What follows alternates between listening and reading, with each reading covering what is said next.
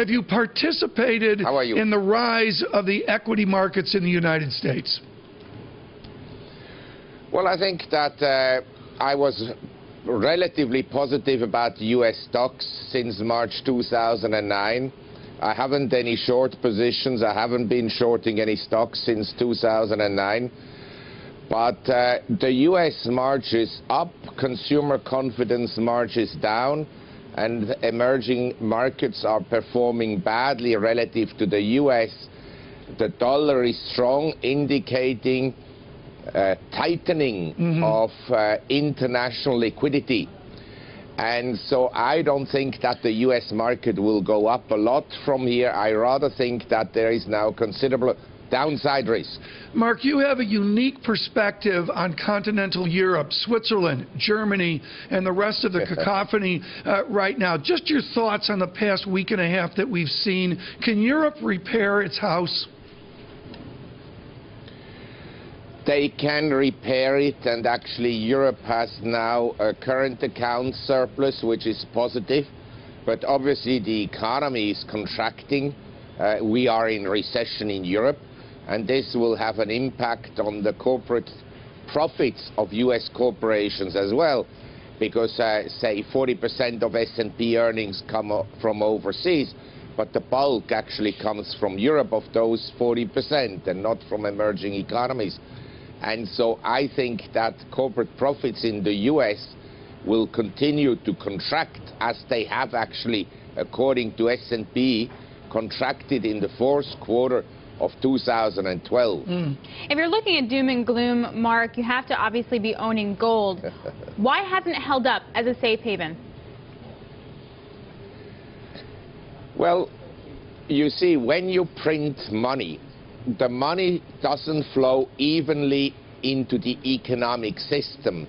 It stays essentially in the financial service industry and among people that have access to these funds, mostly well-to-do people. It doesn't go to the worker. Now, I just mentioned it doesn't flow evenly into the system. Now, from time to time, it will lift the Nasdaq, like between 97 and March 2000. Then it lifted home prices in the U.S. until 2007. And then it lifted commodity prices in 2008 until July 2008, when the global economy was already in recession. And more recently, it's lifted selected emerging economies, stock markets, Indonesia, the Philippines, Thailand, up 4 times from the 2009 lows, and now the U.S. So we're creating bubbles and bubbles and bubbles.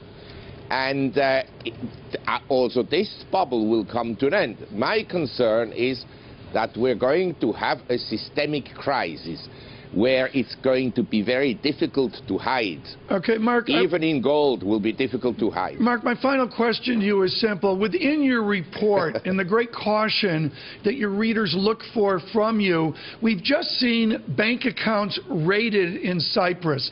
Does this set a precedence for Europe, or is it a one-off event in Cyprus? Well, MF Global, the depositors were also raided. It's nothing unusual.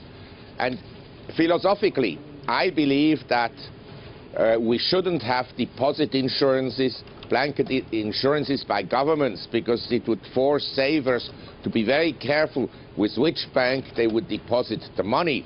And so the good banks would pay very low interest and take low risks. And banks that take high risks, they would have high interest. By the way, in Cyprus, banks were paying very high interest. Like in Lebanon at the present time, I can get 6% on my deposits. So the depositors should have known something is dangerous. But I would say the principle now is very important to understand. Until now, the bailouts in Europe and in the US were at the expense of the taxpayer. And from now onwards, in my view, the bailouts will be also at the expense of the asset holders, the well-to-do people. So if you have money, like I am concerned, I am sure the governments will take away one day, say 20–30% of my wealth. Okay, we're going to have to leave it there. Marc Faber, thank you so much. Greatly appreciated from Toronto.